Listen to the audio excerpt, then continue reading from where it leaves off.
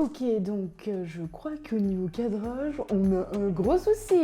Je vous avais promis dans la vidéo Crash Test Beauty Bake, je vous glisse juste ici si vous ne l'avez pas vu, que je vous ferai une vidéo spéciale sur la palette Carly Bybel de Anastasia Beverly Hills en collaboration avec Carly Bybel. Donc c'est parti.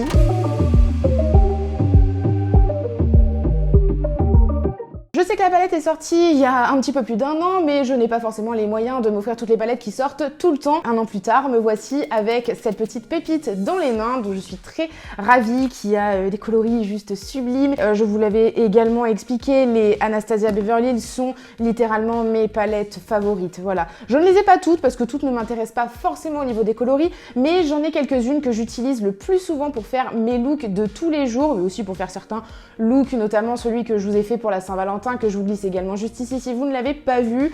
Mais la plupart de mes looks de tous les jours, ce sont avec les Anastasia Beverly Hills. Celle-ci fait partie maintenant de ma collection. Bon, ça fait 2 semaines qu'elle est dans mon tiroir, je ne l'ai pas utilisée, je vous le promets, si vous voulez, je vous le prouve. Hop, les fards sont totalement intacts.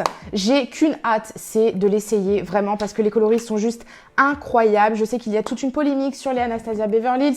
Les fards sont très poudreux, très chuteux. Ils ont tendance vraiment à laisser des amas de poudre qui peuvent être assez difficiles à retirer puisque ça va vous faire tout simplement des grosses traces. Mais j'ai simplement qu'il faut employer des techniques adéquates pour pouvoir éviter tout ce qui est fard poudreux. Et c'est dans cette vidéo que je vais vous montrer comment moi j'utilise des fards qui peuvent avoir pas mal de chutes et les petites techniques comme ça pour éviter d'avoir des traces quand vous voulez ensuite les enlever. Donc c'est parti. Je n'ai pas fait mon teint volontairement puisqu'en effet dans cette vidéo je vais vous donner quelques tips pour éviter les chutes si vous avez tendance à travailler des fards qui chutent beaucoup. Premier conseil que je peux vous donner, c'est de faire votre teint après avoir fait vos yeux. Je voulais vous faire un petit focus sur les pinceaux qui sont généralement toujours les mêmes livrés dans la palette. Ce sont littéralement mes pinceaux préférés, je trouve qu'ils travaillent très bien la matière. Le petit que je peux donner sur ces pinceaux, c'est que le côté fluffy, à force de les laver, il a tendance à avoir des poils qui partent en cacahuètes. Donc ça c'est un petit peu chiant, mais bon sinon il estompe hyper bien la matière et je l'aime vraiment beaucoup. Avant toute chose, je vais utiliser une base de fard à paupières. La mienne elle vient de chez Urban Decay, celle que j'emploie le plus souvent quand je fais mes tutoriels. Celle-ci c'est la Potion Primer Eden. Elle a un côté un petit peu mat et ce que j'aime beaucoup c'est qu'elle est un petit peu asséchante. J'ai tendance à avoir les paupières grasses et en fait elle va absorber le gras, donc c'est ce que j'aime. Bon, je sais que tout le monde ne peut pas s'offrir des bases parce que c'est vrai que ça a tendance à coûter un petit peu cher, surtout si vous voulez de la bonne qualité comme celle de chez Urban Decay. Le petit tip que je peux vous donner si vous avez comme moi la paupière à tendance grasse, c'est de mettre sur un coton de l'eau micellaire et nettoyer votre paupière, donc avec de l'eau micellaire. Ça va tout simplement nettoyer et absorber le gras des paupières. Et ensuite vous mettez de l'anti-cerne. Ce qui est top dans absolument toutes les palettes Anastasia Beverly Hills, c'est que vous avez toujours un fard de base donc pour unifier la paupière. Donc là c'est le Beer. Je vais venir en prélever avec le côté plat donc du pinceau et je vais unifier absolument toute la paupière. Donc en creux de paupière, je vais utiliser un pinceau plat. Donc celui-ci, il n'a pas de numéro, il s'appelle Beauty, il vient de chez Jiffy je crois. Mais ils sont vraiment très bien, ça fait plusieurs fois que je le lave et franchement il perd pas du tout ses poils, il est intact, vous avez même pas les poils qui partent en cacahuète. Des fois faut pas se prendre la tête, vous prenez des pinceaux de foire fouille qui coûtent pas grand chose et parfois ils ont même une meilleure qualité que certains pinceaux qui peuvent coûter très cher. Donc dans le creux de paupière, je vais utiliser la couleur Steve qui est une couleur bordeaux. L'avantage d'utiliser ce pinceau plat, et il est quand même assez, il est plat mais il est pas trop précis, c'est qu'il va permettre de vraiment faire tout le creux de paupière. Mais il est vraiment magnifique. Ok, donc ensuite je viens en mettre au coin externe, juste ici pour intensifier le regard puisque je vais faire un smoky assez classique. Je vois pas de chute apparente ni au niveau de la palette, il n'y a pas de surplus de fard à paupières. Donc non, franchement, pour l'instant ça va. Je ne m'avoue pas vaincue. Ok, donc ensuite je vais faire le fard de transition et pour cela je vais utiliser la couleur Cindy qui est une couleur un petit peu orangée et je la trouve, là pour le coup je pense qu'il va y avoir des chutes. Je trouve que c'est une super belle couleur et puis le orange et le bordeaux, en fait les deux couleurs comme elles sont à côté, je me suis dit elles vont trop bien se marier et en effet elles se marient super bien. J'hésite pas à en prélever pas mal quand même. Et non mais c'est trop beau, les deux couleurs là, le bordeaux et le orange. C'est un orange assez doux. La plupart des oranges que j'ai pas du tout de orange vraiment doux comme ça, je vous jure c'est mon orange préféré. Et c'est vraiment des couleurs que j'utilise régulièrement dans le maquillage. Le orange, les couleurs un petit peu chaudes. Et là, mais il est hyper doux, tu es validé. Hein. Et le orange que je vais faire, c'est que je vais le reporter en dessous pour faire le dessous de l'œil. Je vais venir reprendre donc du fard Steve, donc le bordeaux, pour venir en mettre aussi sur le coin interne, juste ici. Et ensuite, je vais venir prendre, il y a un joli doré qui m'attire beaucoup pour le mettre au milieu. Enfin, franchement, il y en a deux qui m'attirent, je sais pas lesquels mettre, soit le mandala, soit le mou. Je sais pas comment on dit. Je vais venir prendre un pinceau plat et fin, celui-ci vient de chez Beauty Bay, je vous le présente dans la vidéo Beauty Bay d'ailleurs, c'est le BB 209, donc il est assez précis, comme il est plat, il prend vraiment pas mal de matière.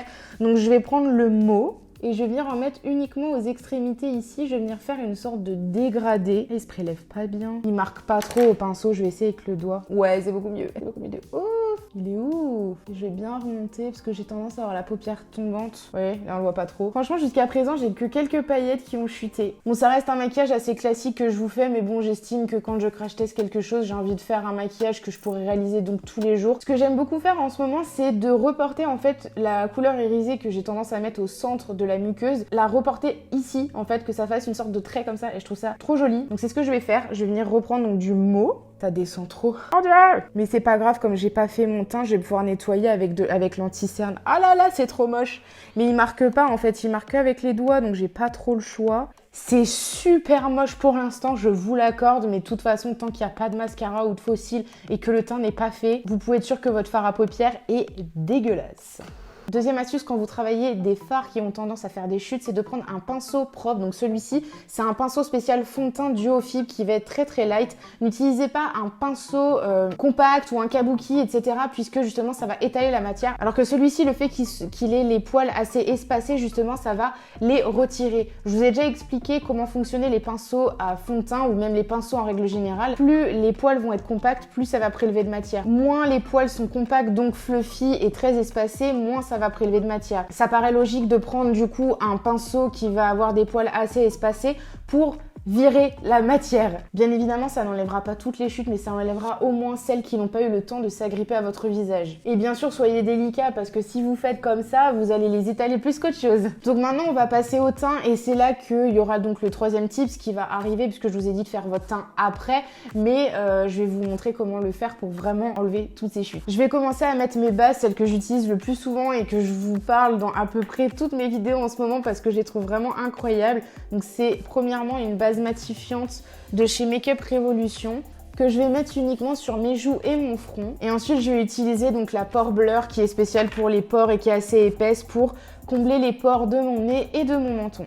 Je vais utiliser un fond de teint de chez Essence. Donc celui-ci, c'est vrai que ça fait un petit bouton là que je l'ai pas utilisé depuis que j'ai découvert celui de chez Makeup Revolution. Donc là, je vais le réutiliser parce qu'il est vraiment quand même pas mal. Et puis la teinte, c'est totalement ma teinte. Donc là, j'en mets avec le doigt et ensuite, je viens prendre un pinceau plat kabuki pour pouvoir étaler la matière. Et donc là, avec le pinceau, ce que vous allez faire, c'est tout simplement nettoyer le dessous de l'œil comme ceci. Donc là, ça va faire des traces, bien évidemment, de pinceau. Mais ce que vous allez faire, c'est prendre un Beauty Blender par la suite et venir tapoter pour enlever le reste des traces avec le côté pointu du Beauty Blender. Et donc ensuite, j'utilise un anti-cerne et là, on va vraiment bien nettoyer le dessous de l'œil. Donc j'en mets bien à ce niveau-là. Et cet anti-cerne-là, donc c'est le Conceal and Define de chez Makeup Revolution que je vous montre à peu près tout le temps puisque franchement, c'est un gros coup de cœur cet anti-cerne. Bon, moi, j'en ai pas, mais je vous conseille d'utiliser une Beauty Blender petite, donc les mini, les verts, pour pouvoir vraiment travailler le dessous de l'œil pour éviter d'effacer parce que vous avez travaillé. Mais si vous n'en avez pas, vous faites comme moi, vous prenez le bout et vous le pressez pour vraiment la rétrécir tout simplement et que ça puisse être vachement plus précis. Bon, toutes les autres étapes de mon maquillage, je les ai faites hors caméra parce que bon, l'objectif de cette vidéo, c'était surtout focus sur la palette Carly B Belle. J'ai juste rajouté donc des faux cils, j'ai fait un trait de liner et d'ailleurs j'ai regretté parce que franchement, je trouve que ça a totalement plombé mon œil, genre on a l'impression que j'ai les yeux fermés. Pour pallier à ça, j'ai rajouté du crayon blanc, donc celui-ci vient de chez NYX, il est vraiment très bien, c'est un Epic Wear Liner, donc c'est un crayon liner tout simplement. Et en fait, ils sont trop bien, j'en ai plusieurs de cette collection, celui-ci c'était la première fois que je l'utilisais, mais en fait, ils accrochent super bien à la muqueuse, ils bavent pas tout au long de la journée et ils tiennent toute la journée pour vous dire carrément le soir, je galère à le démaquiller. Donc vraiment, si vous voulez un crayon muqueuse qui tient super bien, mais les Epic Wear Liner de chez NYX, ils sont trop bien, ils sont magiques, enfin ils sont vraiment trop bien. Dans le coin interne, au niveau de l'arcade sourcilière, mais aussi en tant que highlighter, j'ai rajouté la couleur Bolly de la palette pour pouvoir vraiment agrandir et éclairer mon regard. Et pour les lèvres, j'ai utilisé un waterproof double tête avec le Glossy Seed chez Kiko. Il est vraiment très bien, mais si vous voulez utiliser ces rouges à lèvres là, vous devez impérativement mettre le côté gloss parce que sinon vous allez avoir des morceaux qui vont s'effriter tout au long de la journée. C'est hyper désagréable pour vous dire, je l'ai déjà fait et j'en avais plein entre les dents, c'était trop moche. Même au niveau du démaquillage, ils sont hyper galères à enlever et ce que je fais moi, c'est que je mets tout simplement du baume à lèvres peut-être 30 minutes avant de me démaquiller et ensuite ça part tout seul parce que le baume à lèvres ça va vraiment permettre de décrocher la matière, de l'hydrater et qu'elle s'effrite. Si j'ai envie de le mettre toute la journée, il va tenir, mais je suis obligée de l'avoir dans mon sac pour pouvoir remettre du gloss tout au long de la journée parce que sinon, comme je vous dis, vous allez avoir des morceaux entre les dents et franchement, c'est pas chic du tout. Pour conclure, franchement, je trouve que la palette, elle est vraiment mais trop belle. J'ai pas fait un look hyper sophistiqué, j'ai fait quelque chose de sortable entre guillemets, même si moi j'estime qu'absolument tous les maquillages sont sortables. Les fards sont vraiment très bien, ils sont assez pigmentés. Je trouve que le combo des couleurs sont assez douces. Bon, moi j'ai fait quelque chose d'assez pop quand même parce que j'adore quand c'est pop, j'aime pas quand c'est trop doux. Il y a quand même pas mal de coloris qu'on peut retrouver dans la moderne renaissance, donc finalement je sais pas si c'est très utile d'avoir les deux. Après c'est vrai que dans la Carly Bibel vous avez vraiment des coloris totalement différentes. Là je vous ai pas montré tous les looks qu'on pouvait faire avec, mais vous en avez vraiment genre le rose pigmenté, là il est vraiment trop beau. D'ailleurs j'aurais pu le faire, mais bon après rose sur rose ça aurait fait trop Barbie. Mais après je pense que si vous deviez faire un choix au niveau des palettes Anastasia Beverly, je trouve que celle-ci vous avez plus de choix au niveau des coloris et des looks que vous pouvez faire. La moderne renaissance ça reste un basique, mais c'est vrai que vous pouvez pas trop vous éclater au niveau des couleurs. Ça va vraiment être des maquillages dorés, roses, bruns, mais vous pouvez pas non plus vous éclater, alors que celle-ci vous pouvez faire de multiples looks. Donc franchement elle est vraiment trop bien. Au niveau des fards, j'ai pas trouvé qu'il y avait tant de chutes que ça dans cette palette, mais après j'ai pas utilisé toutes les couleurs, donc pour l'instant je donnerai pas mon avis définitif tout de suite. Ça viendra à un moment donné quand j'aurai vraiment utilisé toutes les couleurs. Mais franchement si j'avais dû choisir entre les deux, je serais partie sur celle-là parce que comme je vous ai dit, vous pouvez faire beaucoup plus de looks, alors que celle-là elle est assez limitée dans les coloris, ça reste vraiment des classiques. Si mon look te plaît, n'hésite surtout pas à me rejoindre sur Instagram pour l'enregistrer parce que comme d'habitude je prends tous mes looks en photo et je les poste absolument tous sur ma page Instagram. Et puis je te dis à la prochaine pour de prochaines vidéos.